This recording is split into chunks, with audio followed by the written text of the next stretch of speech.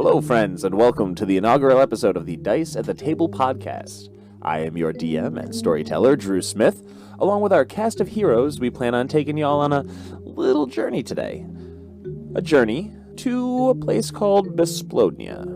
But before we get into all that, why don't we just take a moment to say hello to our players. Joining me, we have my lovely wife, Allie. Hello. And our good friend, Sherry. Hello. Really excited to get this thing going, guys. So without further stalling, let's get right into it, shall we? Okay. Yes. Yes. Hooray! Woo! All right. Besplodnia is a once beautiful land that holds many secrets. Its thick pine barrens and small, unassuming hamlets hold much undiscovered by the rest of the inhabited world. This land, once peaceful and bright, is now cursed under the shadowy influence of the Devil Strahd. Newly enveloped by his mist that surrounds Barovia, it seems through some powerful dark magic, Strahd's influence has spread into the material plane, and as every day passes, his power only grows. Somewhere deep hidden in the areas of Besplodnia, however, a resistance has begun to form. The Brotherhood Against Dastardly Deeds is a large underground group devoted to stopping the dark machinations of those wishing for the undoing of the material plane and its inhabitants. This secret sect, thankfully enough, had a branch of the BADD, or BAD, although mostly defunct in Besplodnia at the time of Strahd's takeover. The Mists, however, have left the area and its inhabitants cut off from the rest of the world as strange and odd occurrences seem to become more frequent in the towns and surrounding lands. As your view takes you across the dark, overcast sky, we cut through the clouds. Your view pans over jagged mountain peaks and shadowy valleys. We continue to focus in on a small gathering of people on the southeastern border of Besplodnia. Alongside a river, a caravan of Vestini travelers have stopped to set up a very small carnival on the edge of town. We focus in now on the crowd surrounding the very modest stage that the caravan of Vestini, or otherwise known as gypsies, have set up. The crowd is fairly large for the area, I would say. There's some children milling about around the edges. You've got some elderly people and middle-aged folks as well, intermittent. There's everything from elves and humans to a few dwarves and gnomes even in this crowd. But they all seem to be focused on the stage. The reason why is because this is the show of the famous Madame Zardoz, or Madame Z, as she is more commonly known. She's a well-known fortune teller in the area. These Vestini fortune tellers, their powers are widely valued, although some people think it's just a bunch of, hocus pocus and, hoodoo magic. There are others who tend to believe a little more firmly in the tellings, especially of those of Madame Zardoz. She's actually currently got the entire crowd enthralled in the story of how she got her power of her premonitions. It's quite a doozy. It changes every month. This month, it's a story of how she entreated a demon and tricked him into granting her powers. Through some guile and a mixture of other methods, she was able to gain the access of the power of divination. So as we see this crowd, that again, our view is kind of from the back of the crowd, and we see these people all facing forward, hearing the story, you notice your focus is shifted towards the far right of the crowd. You see that there's a shadow moving almost laterally through the crowd. You can't really make it out at first, but you know it's a person, creature of some sort, humanoid definitely. It seems like they're doing their best to not be noticed. Allie, would you please explain your character for us and what they're doing? Well, as you focus in, at first you would see a tall and slender figure wearing a dark cloak that buckles at the left shoulder. The hood is up, so you can't really see the figure underneath, so what you might notice besides the cloak first are the boots. Or rather, not boots? The bottom of the feet. But they're not feet. Are they paws? So they're bare at the bottom, except for the smooth black fur covering all but the very, very bottom. And the knot boots cover the top of the feet paws down to the toes, and then continue up like normal boots all the way up and over to cover the knees. And from there you can see straps of leather. And that's about all you can see. And as this figure moves, trying to be unnoticed, they look around trying to spot the type of person that she's been trained to spot in the crowd. Okay, cool. So go ahead and make a perception check for me, please. Perception. 9 plus 5, so 14. 14? So with a 14, you notice you actually seem to pick out 3 pretty good marks in the crowd, I would say. Like, you've got a few, we'll say 4. Four people that really seem to stand out to you. The first are actually a pair. So they're right next to each other. You see an older lady in a wimple. She seems to be holding, like, clutching this photograph, like a weathered photograph of a man who is much younger than her, but the photo seems to be weathered quite a bit as well. So you would assume probably of a of deceased partner, most likely. And she's kind of standing there just listening intently, and when she hears the parts about the romance with the demon, oh, the fire, the passion, blah, blah, blah. And then, like, she hears the story of how, like, this woman has overcome, you know, being by herself and her strength, and almost, like, kind of emboldens this old lady. And you see, like, as she's watching and, like, clutching this picture, that she's got a perfectly open satchel, like, on her hip. And the gentleman who's, like, right next to her, he's a portly gentleman, a little more well-off, and he's kind of standing there, almost kind of invading her space a little bit. Like, he's always kind of bumping into her a little bit. And as he does, like, you see this very fat coin purse on his hip that's just ripe for the taking, just jingling right there. I would like to move up to them, and I would like to cut his purse. Okay. And if I can, at the same time, drop a trinket into her satchel. Yeah, into her bag? Yeah, or, her yeah, bag. okay, yeah. Yep. Yeah. So, perfect. If you're going to do those things, then first thing I need you to do is give me a stealth check. Stealth check. If you want to do this stuff unnoticed.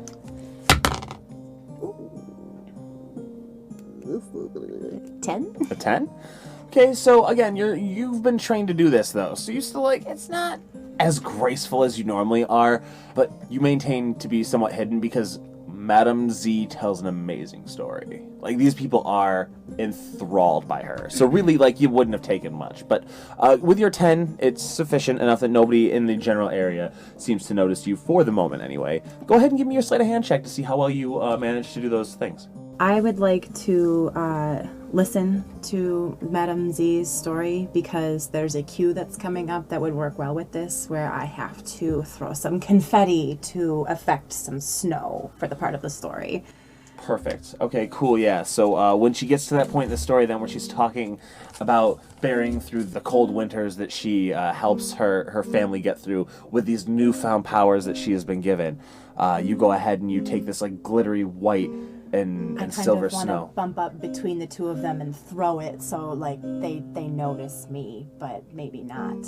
Not notice Not you. notice me, but the effect more than Okay, me. cool. So but you I have do a that. reason to bump into Cool, them. so then give me, do the sleight of hand check with advantage then, please.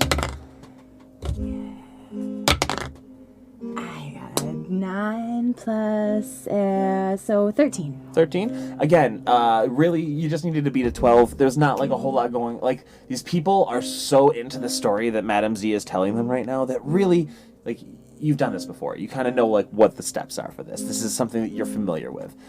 So as you're going through this crowd, you throw the confetti, and as you throw this confetti up, you, with your free hand, manage to, from your pocket, retrieve a trinket and drop it into the old lady's satchel. And then as your hand comes out of her satchel, you slide over to the other man and with a flick of a wrist, catch his coin purse, like, between your fingers. You, like, kind of snip it without a single thing in your hand. Just moves from the lady's purse over to his coin purse, and you just kind of... And then the purse is in your hand and away, and it's gone. Anybody looking closely enough at the hands that dart out from underneath the cloak see that those are also covered in shiny black fur. And there's a glint of gold rings on a few of the fingers, and there's a gold band on each wrist. Very cool. All right, so your next mark then. There looks to be a farmer, an elderly gentleman, probably like he's not like too far in age yet. He is not definitely at the age of retirement from his farm, but you can see that he has been working his fields for many a year now. From the way that he is dressed and how he is acting, it does not seem that this past season was a bountiful one for him, unfortunately. But nevertheless, he is there with his little bit of coin, and he seems just at the ready to hear what she has to say. He is enraptured by this story. She's getting even further into her tale of what she has now been doing with her adventures since gaining her new powers. Okay. This gentleman, by the way, has it looks like he's got a little backpack on, just made of pretty much just sticks and cloth. But it looks to be kind of an open top bag where you could very easily get into that if you needed to. I would like to work towards the back behind him, and once again work with the part in the story that is coming up. I would like to. I have a handful of streamers in each hand, and I'm holding on to the very ends of them. So there's 5 in each hand, and at the right moment in the story, I let all 10 of the rolls of streamers go. It's supposed to be an effect for an avalanche. In the story, it goes over the top of the whole crowd. Is how it's supposed to work if it works well. And as she's doing that, and I bump into 3 people at the same time, including the poor guy. Okay. And I would like to drop the coin purse that I cut into his backpack. Awesome. Okay, cool. Yeah, and his open bag on his back. Perfect. So as you're throwing these streamers, then she's telling this story about the mountain pass that led you guys here, actually. And you weren't even awake for this story, but when it supposedly would have happened. But you nevertheless know your timing, and you throw the streamers out perfectly. Everybody kind of you hear this audible gasp from the crowd as the streamers launch overhead for a moment, kind of just, even though the sky already is overcast and kind of permanently has a darkness to it, it makes everything everybody by surprise. A lot darker real quick. All of a sudden these streamers cut out any light real quick. Very cool. And as you do so, go ahead and give me another sleight of hand check to see how well you were able to. Oh, yeah. That's a 22. 22. Nice. 22. Yeah. So how are you depositing this into his bag then? What are you using exactly? Are you just is it in your mouth? Is it in your hand? Well, as soon as I let the streamers go over top, I'm very swiftly I had tucked that coin purse into the vest cloak thing, and I can just reach in and as I'm trying to push myself away, as I accidentally bumped into him, I'll drop it into the backpack. Nice. As I'm pushing away from him. Cool. And you've obviously got a lot of pockets and places to put that shit. Oh, so I have so problem. many pockets. All right. So perfect. Well then, so that works. Yeah. So with a successful check there, you are able to drop that in, no problem, and you sneak back away. It's all part of the show. That's what they're thinking. And your last mark is actually towards the far left side of the crowd now. And he's kind of been acting a little bit of a jerk, fancy dressed. He definitely looks like a total dandy. He's got this really crazy hat with a huge feather in it, it's one of those musketeer hats. Bit of a fop. He's fucking pushing his way through the crowd, and he's I need to get closer. I must hear the stories. I must get my fortune read first. So he's pushing his way through, and he's no, I deserve to be up near the front. And as you see him doing this, he actually has it's kind of gaudy and a little bit awful, but he has this shitty little fanny pack that seems to have a fucking monogram. Yeah. He's kind of a douche. He's that guy, but it's his fanny pack is on his fanny, so it's right there for you to go ahead and do something with if you want. As I work my way through the crowd, I'm setting off various other small effects, a few more streamers here and there, small fireworks, some pops, whistles, trills, everything like that, to just go with little parts of the story. And as I get up to the front of the crowd near this gentleman, where he's budged his way up, I'm going to trip another person that's next to him. I'm going to catch them, but as I'm catching them, I would like to accidentally, quote unquote, accidentally, twist them into fancy pants here. And as I do, I would like to deposit another small trinket into his monogrammed fanny pouch. Okay, so first things first, I need you to do an acrobatics check for this stunt you're about to do with the It's almost gonna be like if I were Prince Charming trying to catch the princess, but what is it? What'd you say? Acrobatics. Oh, acrobatics. It's a 15. Okay, yeah, so it looks really good. It doesn't look rehearsed or anything like that. It almost looks like you just catch them really nicely. It looks like it was a really perfectly lucky moment. You were in the right place at the right time. Oh my goodness. And I just happened to miss aim into another poor bystander. And as you do this, I am so sorry. I need you to roll a sleight of hand check, please. Okay, sleight of hand is 13. Cool. So, before we pick up on the result of that, we're going to move over to the next part of the crowd. And actually, we're going to rewind the story just a little bit back to about, like, when you were halfway through the crowd on your second mark there. And our vision is going to shift and focus now to a young elven lady who is kind of resting upon her large staff as she is kind of hanging out just on the outskirts of the crowd.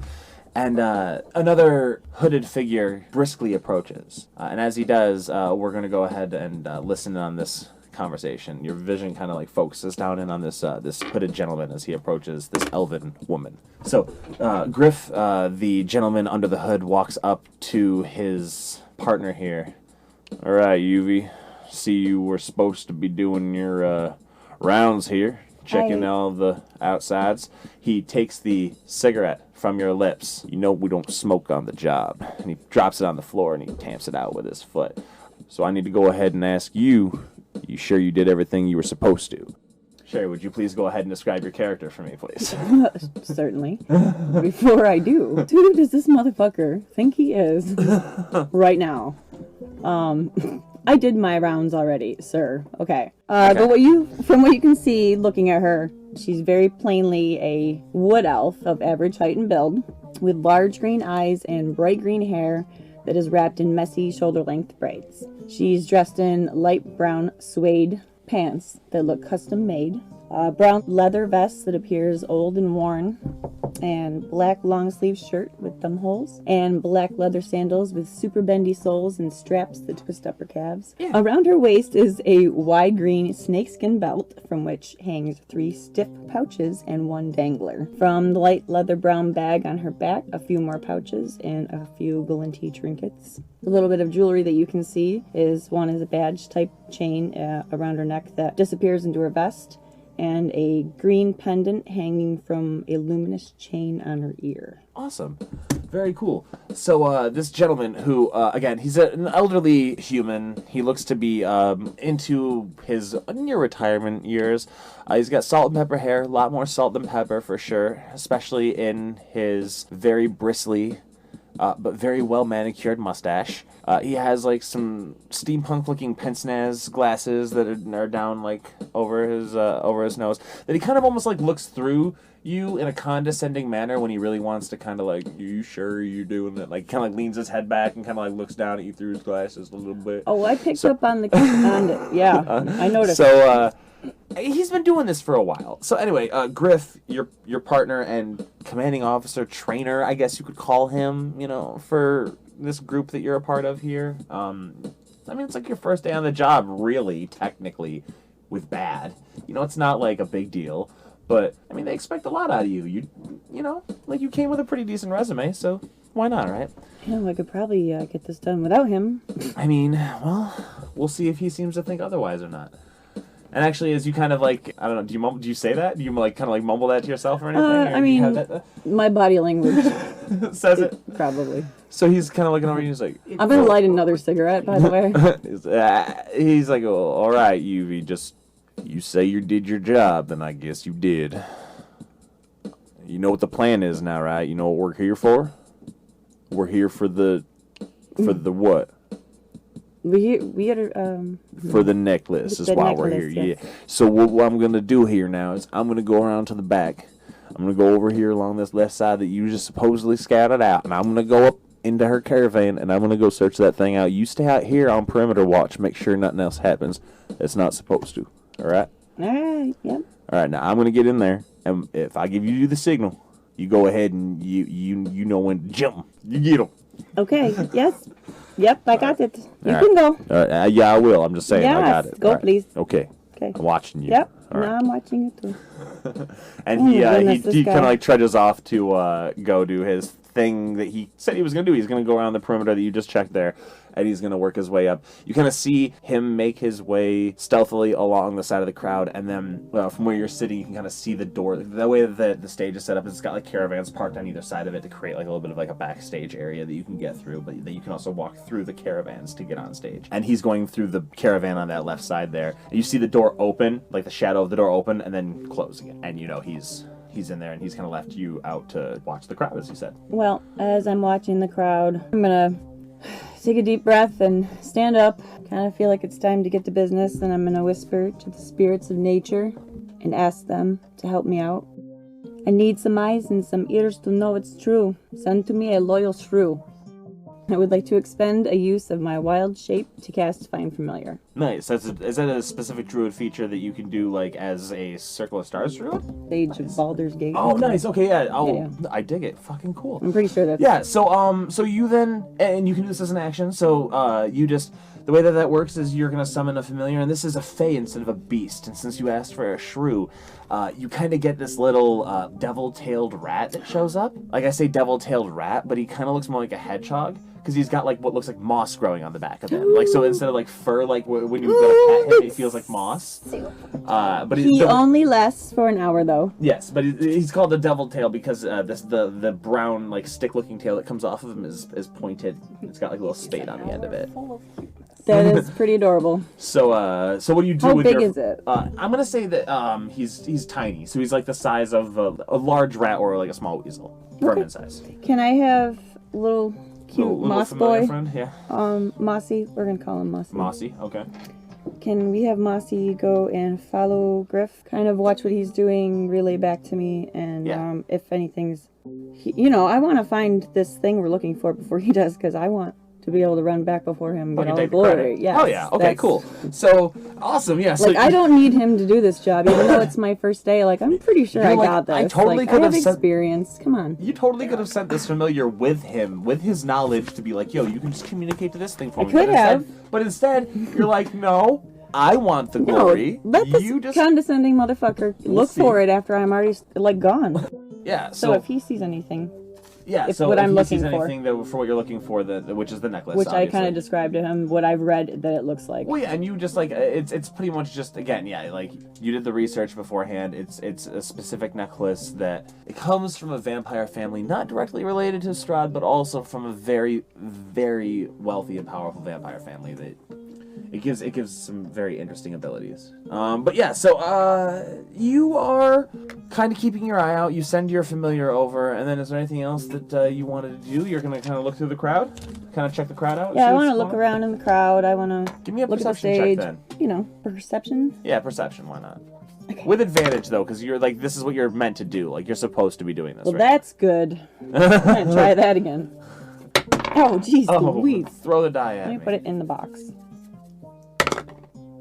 That would be a 17 plus 5. Nice, good roll. 22. Thanks So for the advantage. yeah, no. Well, I mean, no, because this is what you're here for. Like, you're not really. I mean, you're looking through the crowd, and Madame Zardos is to the point where, like, right as you're kind of, you finish casting the spell and you look up, and right as you do, you see out of the corner of your eye these streamers go flying over the crowd, and like, hey, wait, this is interesting, and you kind of see that like there's a person. I mean, it's not boring. It's a very fun show. Well, you see where you see where these streamers kind of emanate from, and your vision like kind of clocks it from them. With the 22, you manage to kind of follow that shadow through what it's doing, and unfortunately, because you got a 22, your 13 sleight of hand that you rolled for your character, Allie, unfortunately, is not going to be enough to hide the fact that you see straight up, 100%, you witness this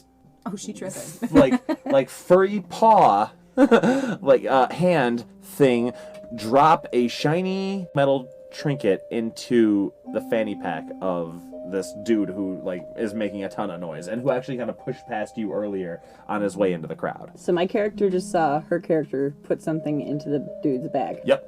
Well, that is interesting. Why is this happening, I wonder? I guess I kind of want to try to follow her. Okay. If I can. Yeah, give me a stealth check then, just for the hell of it. A word.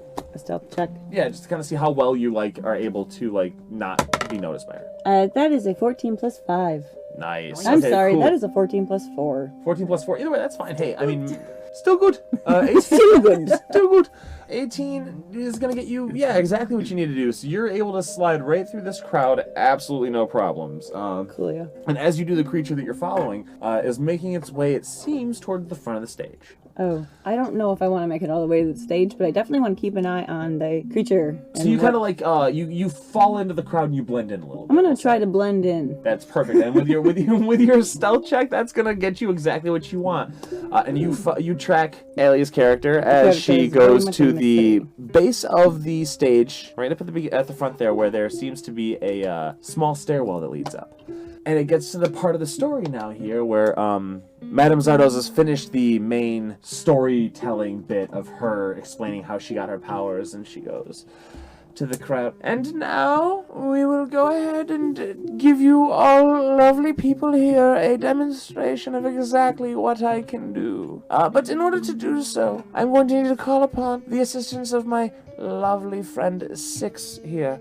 She's going to be coming up and accompanying me on stage. She will be wearing the Necklace of Great Power, and she will be my conduit for which I will be communing with the divine. So, as she says this, Allie, your character...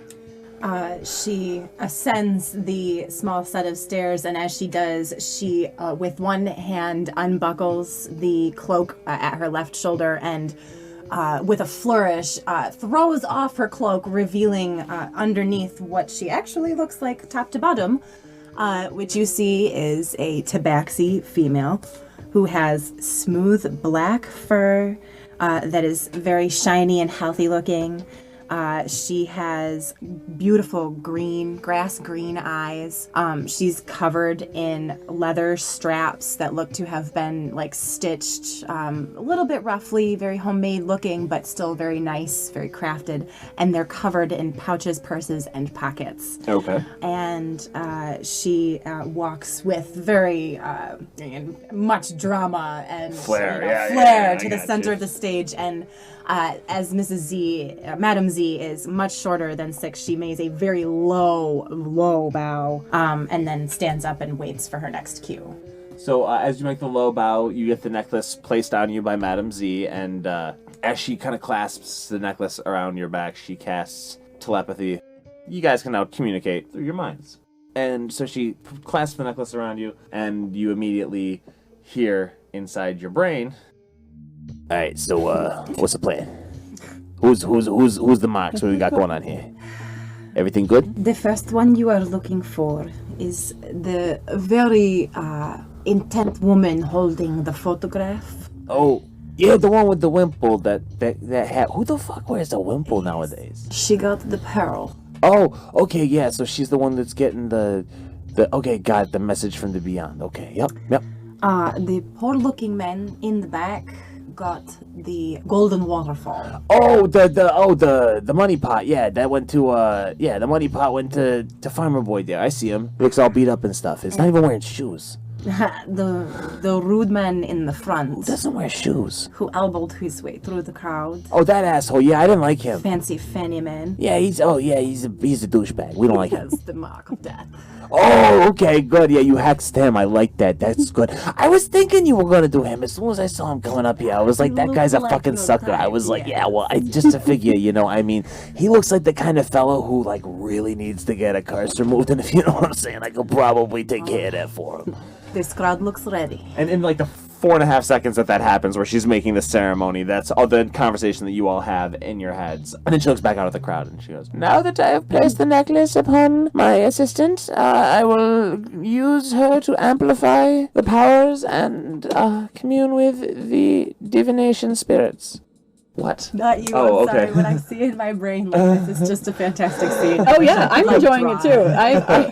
So This is a fun. Like Six is like doing this. But, like, she has her tail doing it with her, so like she's tutting every now and then. Her tail's going at like right angles. It's fucking great. I love it. It's fantastic. So the local band is like the little the band of gypsies starts to play like a little bit of music, like a couple people who accompany her. The tune kind of changes a little bit. Six is even kind of doing a little bit of a dance. And actually, real quick, I need to make you to make me a performance check just to see how well you sell this.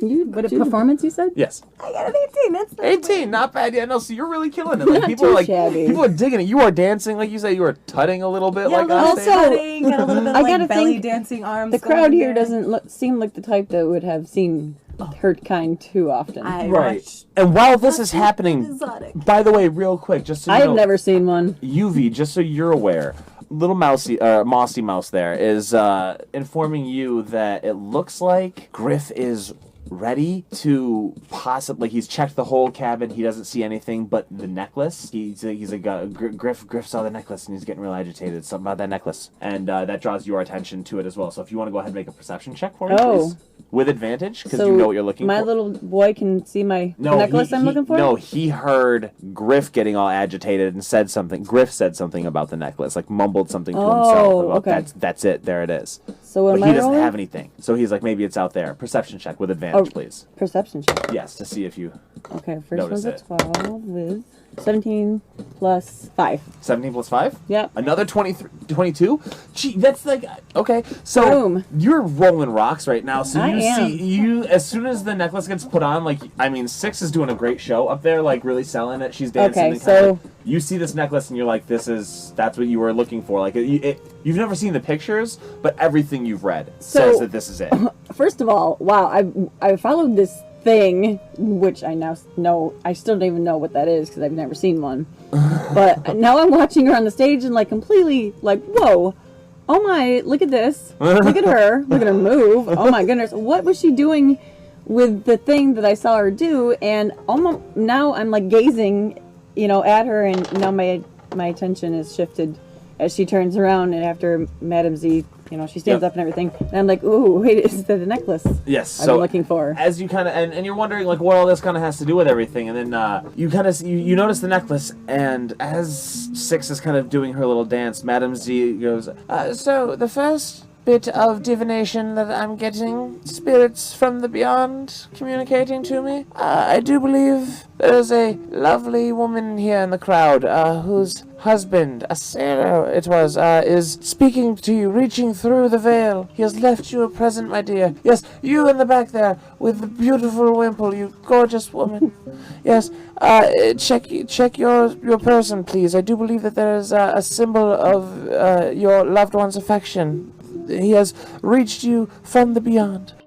As this woman reaches into her pocket and pulls out this pearl in this satchel bag of hers that was not there when she came through, she like loses her shit and immediately is like, oh my god, my poor Richard, he's spoken to me, he sent a message, thank you so much, oh my, thank you, I must have more of a reading later. And as she kind of is sitting there, and Madame Zardo says, yes, in due time, there will be plenty of time for personal readings after the show, yes. But for now, we will be sending around, just in case anybody would like to make any personal donations. We have a small collection plate. Please feel free to, leave any gifts, baubles, anything. We greatly appreciate anything you do. And as you, these kids, these two, like, young Vestini children, come walking around through the crowd with like these small little silver plates that people are kind of like putting just like little things in. Mostly it's just like coins or small trinkets and stuff like that, like not much of anything. But as it kind of gets to this woman, she reaches in and takes a very modest amount, not much at all, but a small coin purse, probably only a couple of copper pieces and a silver, and drops that onto the collection plate and goes, oh bless you all, I will have to go reach into my savings and come back for my reading later. And the collection plate moves on down the line. And as it does, Madam Z, yes, of course. And the next person who is to be receiving divination blessings, you, sir, the hard-working man in the middle there. Have you had a bountiful season? And before the man can even, he starts to, shake his head a little bit and she goes, no, of course you haven't, for the nature gods have told me that you have had a very weak harvest, and we must help you. So there's been a blessing bestowed upon you as well. And then as he reaches into, like, looks around, he checks himself, and he finds, like, this pouch of money, and there's like gold pieces. Oh, it was chunky. Like it was quite a large gold pouch. He sees it and he's like, oh my goodness, yes, of course, this is more than enough that I need to start my farm back up and to keep everything going. Oh, thank you so much, man. And he takes out like a few gold pieces, more than enough to get himself set up and to feed his family for the winter at least. And he takes the rest of the pouch and just drops it right onto the collection plate and just donates the rest of the money. He's like, thank you so much.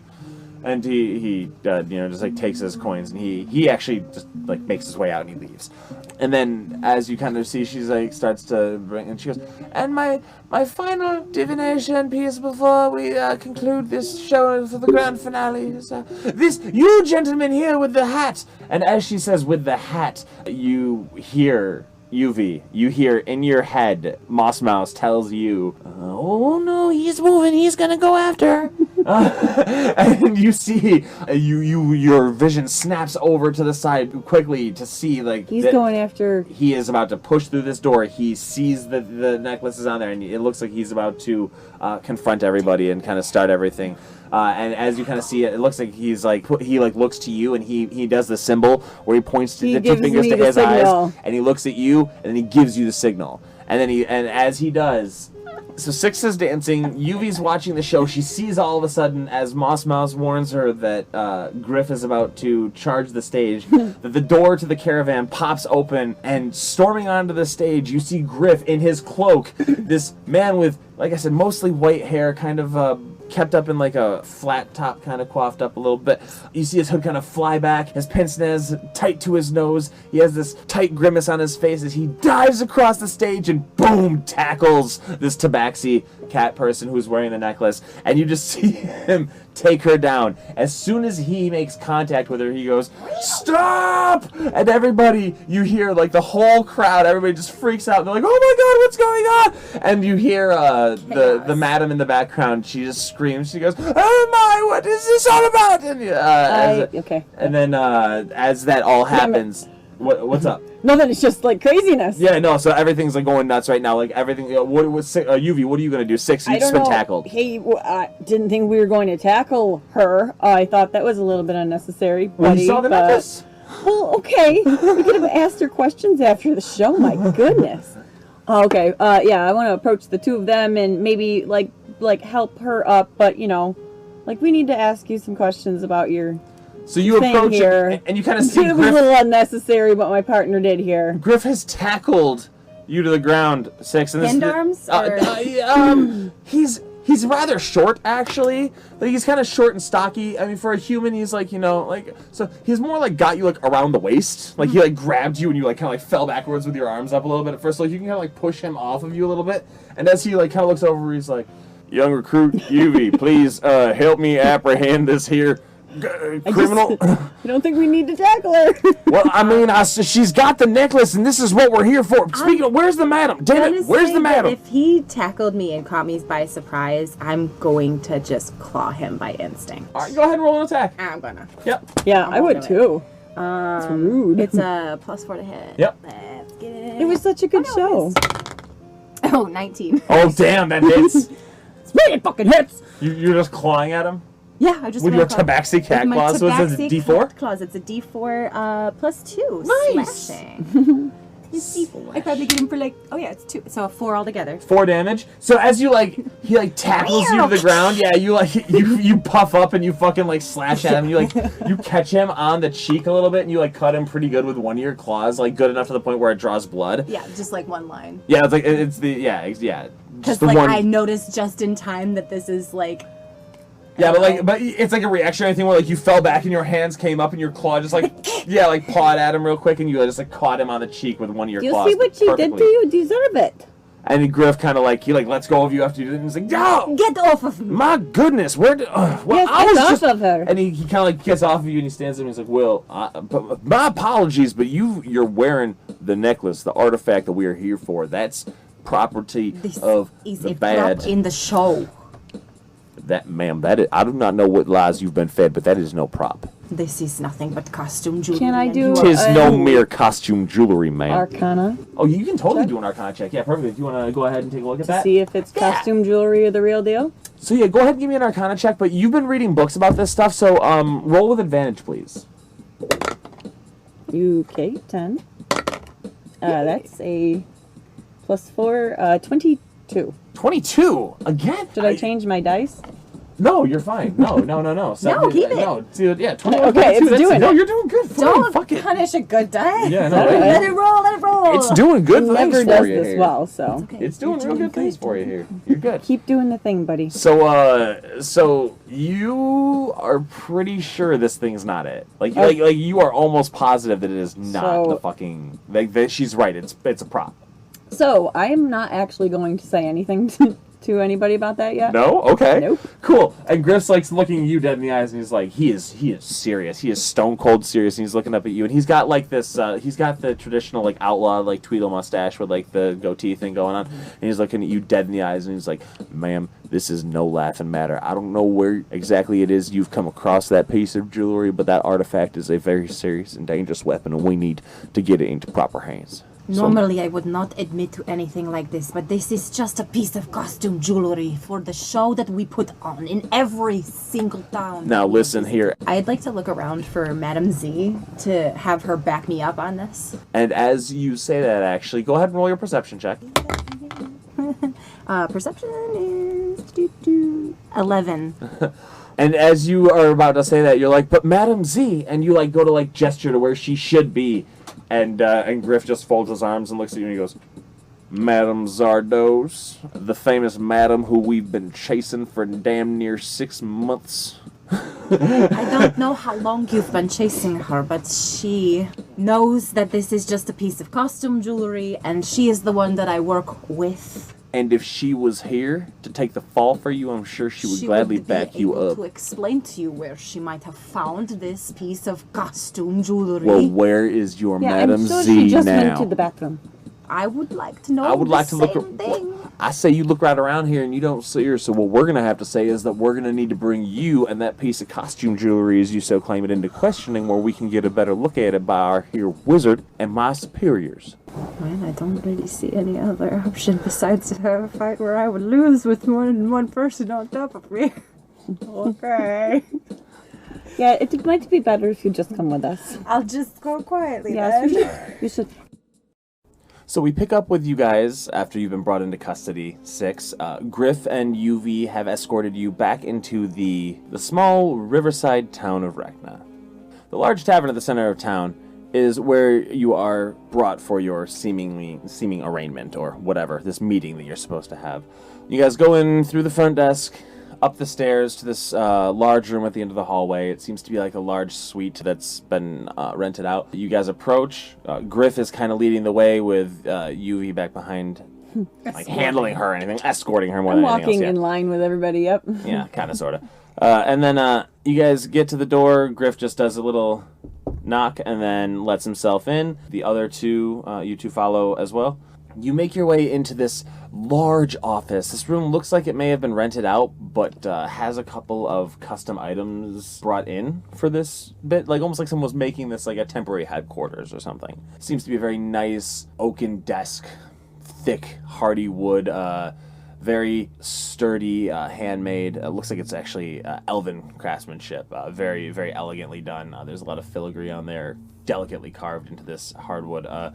The desk has a couple of large leather-bound tomes, one of which is open. Currently, it seems to be a ledger of some sort or some kind of like note-taking going on here.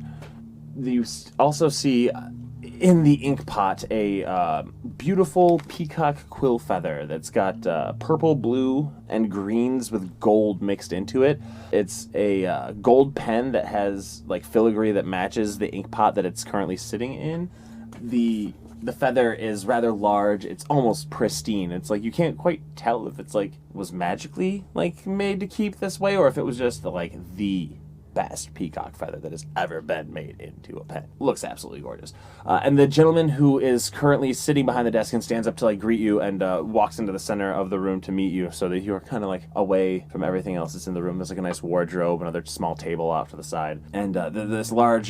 He actually stands at like just over 6 feet tall, slender gentleman with a very long white beard and hair that is currently up in like what looks to be kind of like a top knot almost, sort of, but like you would imagine it's probably about shoulder length white hair as well. He kind of looks a little bit like a hipster, kind of sort of, but like an old hipster. So, you are greeted in the middle of the room, center of this large makeshift office, by the elderly gentleman with the long white beard and the top knot. He greets you, and as he does, he kind of like has his hands together, you know, almost like in a kind of like a praying motion. Pleased to meet you. I am Master Andre, and he gives you like a little head bow. I have had it brought to my attention that you are in possession of a great artifact of which we seek. What exactly do you know of this necklace here that you are wearing, miss? This is a piece of costume jewelry that I have gotten because of the job that I have with Madame Zardos. Ah, yes, Madame Zardos. Now, how exactly did you come into company with her, as it were, this Madame Zardos? After I finished my last employment, I found myself in need of a way to travel from one city to the next, and I happened to notice her caravan leaving. And I knew from my youth that it was safe to travel with gypsies. My kind are generally accepted among their kind. So I fell asleep in one of their wagons, and the next I know, I find myself involved with their show. I've been with them for the last 2 weeks. Interesting. And that's as far as you know of this Madame Zardos? As far as I know, she's taking care of me, and... Very, very peculiar indeed. Well, may I take a closer look here at this necklace? Before he does that, I want to give him sort of a signal for him to know that I don't think it's real. Cool. So he says that to you about how he wants to remove the necklace, and he's like, I want to make the fireplace kind of roar a little suddenly. Griff, you have while I give him a verified. look. You have verified this, yes, Griff? and as he says that and looks over towards Griff, you like kind of flare up the fireplace and well, yes, actually we managed to suss it out at the site. I noticed it right away, and I was able to bring her on in here for questioning so we could get to the bottom of this and kindly retrieve this here artifact and get on our merry way. Yes, you know, he tackled her. He Yes, I tackled did. her on the I most stage. certainly did. I do not appreciate the conduct with which he conducts himself. I most certainly did, and I do not apologize for that. And as he says that, I thought it was very unnecessary. Master Andre looks over at him and he goes, Well, Griff, some of your methods are a bit abrasive, to say the least. However, I would appreciate it, assuming that we have indeed completed the task at hand. But speaking of which, may I take a closer look here at this so-called costume jewelry? She leans forward with her hands on her hips and just like allows him to remove it on his own. So as he unclasps the necklace from you, he goes to like turn, and there's like a small table kind of like behind him off to the side of the room.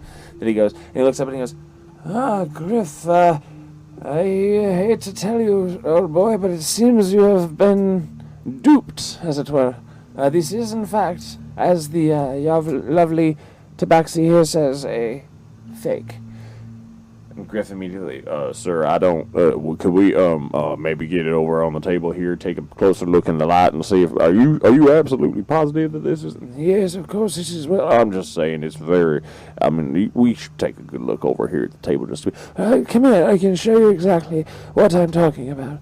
and then he brings them on over to the table, and as they're kind of like looking down over at the table, their backs are both turned to you, and he's kind of like pointing out what's going on. Like Their backs are turned. Yeah, they're back because he's like they're both kind of looking over the thing. So really, it's just I would like to casually lean against the desk, and I would like to swipe that very ornate pen that you described. okay. Yeah, I'm a big fan of that pen too. Okay. Yeah. Cool. That was cool. I would like to grab that. Sleight of hand. I got a 6. So these guys don't have any idea. However, Yuvi, Yeah, go ahead. What's your passive perception? Probably high enough. You probably caught that. I'm pretty sure.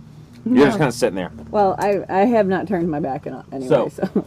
You're not. You knew it was a fake already, so you're kind of just watching her, and you would have had to roll fairly high to beat her. Just kind of staring at you. I mean, I'm kind of like moseying towards where the two But are. nobody inspecting el- the thing. anybody I'm else who, feeling like- kind of smug right now. Yeah, Pretty anybody happy with else who myself. was watching would not have seen that for sure. Like they wouldn't have noticed. But you are still able to dexterously sneak that pen out of the ink pot into one of your leather pouches. Okay. As you do that, the wizard Master Andre kind of turns back around. He's like, So, are you sure then you have no other information here about the, did Madame Z ever mention a jewel of getting on to you by any chance? She never mentioned anything of the sort. This is most displeasing. Well, I'm so sorry that we have had to disappoint you and that Griff was so rough with his... You must understand that we are on a bit of a time crunch here. We are If racing this against was the clock. as handled it a were. little bit more gently, I might be walking out of here with a job. But Yeah, now he might not have scared away Madame Z if he had tackled her. I have no idea where to find her. So now here I am. and as you say that, Griff actually kind of like straightens up and he's like, well, I mean, it's been about 6 months that we've been trying to find her. And to be honest with you, I don't Feels think... like you're the one who's... Well, she hasn't exactly been in our area for a while. What We don't have the you been tracking her resources. for 6 months? I mean, we only knew that she was back in our vicinity, as you could put it, for probably the past, I don't know, 10 day. Well, she was in the city I met up Hightower, with I don't them was in Corin, and that was about, I would say, 12 days ago. Well, all I'm telling you is the woman who you have saddled yourself up with, so to speak, for the past 2 weeks has, well, she's been leading you astray and not exactly telling you the whole story. So maybe if you find her before we do, you can get some questions answered, because I certainly have a few myself. It sounds to me like what I want to do is avoid her. So if you don't mind, I would like to get out of here, and I will make my way back to Corin and find my way from there. So to speak, start from the beginning. And everybody kind of laughs in the Yeah, room. They're that's funny. That's a Very that's a sorry, good Miss one Six, there. you cannot leave here. That's not happening. I've been stuck here for like Are you 3 months. telling me that I am not free to go? Oh no, you can go here. You just cannot leave this whole place. There is a curse. Well, now I am very confused. Listen, there's no way you're getting out through these mists. It's kind of a one-way deal. People can come on in here, but there's no way you're getting out. You're stuck here with the rest of us. Keeping me here? The mist itself, you can go ahead and try, but there've been plenty of folks who've given a shot trying to make their way through there, and none have survived the trip out. It seems like very few people are blessed with the ability to travel through these here cursed mists. Some of the local gypsies, the Vestini, in fact, your associate there, Madame Zardoz, is one of the such types that is able to traverse both in and out of the mists. That's what I meant when I said that she wasn't exactly in our jurisdiction, so we can't go after her should she choose to leave this area. So you're telling me that I am stuck in this godforsaken dark country? Yeah, it would, Yep. it would pretty much seem that way. So I can't leave, and I find myself without a job. The wizard, Master Andre, kind of comes up to him and he's like, Yes, unfortunately. and he goes to sit down at his desk behind you. There is a bit of a pickle that you have found yourself in, and you will have quite a difficult time finding your way home, unfortunately. Well, what is it that you all do? Go ahead and give me a persuasion check, please. Excuse me. 17. 17? Nice. Yeah, so you ask that question, and kind of looking like he almost feels a little guilty, Griff kind of looks around and he's like, well, I mean, you heard us talk about who we were when we first showed up. We are the bad guys. The bad guys? Well, it's an acronym, you see. It's BADD. It's the Brotherhood Against Dastardly Deeds. We're here to try and seek out artifacts, to try and stop this whole mist situation from getting out of hand, possibly reversing it. Our friend here, Master Andre, is the one who brought us all together under this common cause, and we're just trying to find the right folks who can help us out with the proper skills and abilities. Well, I myself am a bit of a, how do you say, Jill of all trades. I could put my skills to use for your little bad guys. Now, I saw what you did up there on that stage. Well, you made a pretty little face and you was looking pretty fancy up there. I know that was all tricks of what something was happening with her reading minds or however that was all working there, so I don't know necessarily that we need a con artist in our midst, but maybe if you could prove yourself in some other way. And the wizard's like, now, Griff, you just need to calm down a little bit, Griff. It's okay. He gets a little worked up sometimes. It's just, what exactly do you, are your expertise is, madam? Ooh, a little bit of this, a little bit of that. I am good at retrieving things and making things disappear and reappear, as you do.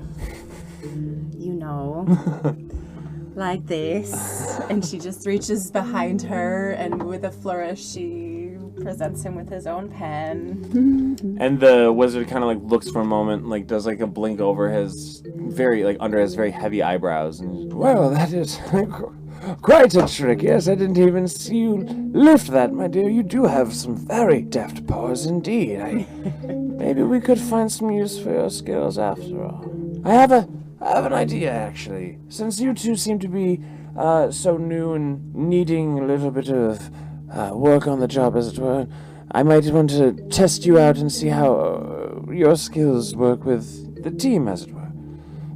You mean I don't have to be partner with Griff anymore? And Griff kind of shoots you a sideways glance as you say that, and Dude, you are so condescending. Stop it. Master Andre goes on. The first job will actually be a very simple one. A retrieval mission of an artifact not currently in anyone's possession. It's out in the Pine Barrens. It's supposedly buried, not really in anyone's living possession anyway. Definitely shouldn't take you 6 months to do. And he kind of looks over and chuckles Yes, at Griff. definitely not 6 months. And Griff kind of gets a little steamed and he storms off and leaves. Yes, goodbye. And as he leaves goodness. and gets out of the room, he makes his way out of the room. It's the two of you left in the office with Master Andre, and he kind of looks at him and says, "So, as it were, then I guess we will put you on a little bit of a, what do you call it? A probationary period, as it were, and we will see how you and your partner here, UV, pan out." Before he finishes, extend my hand to shake hers and say, UV Sojan, nice to meet you.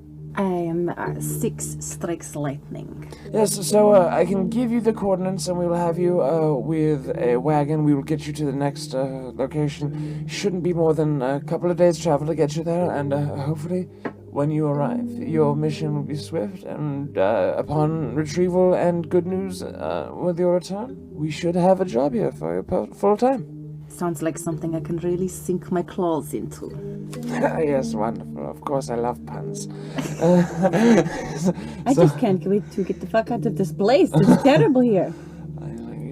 We really have to work on your language, young lady. Yes, And then, and you guys are sent off to go meet up with the quartermaster, get your orders, and that is where we will end the first episode. Woo!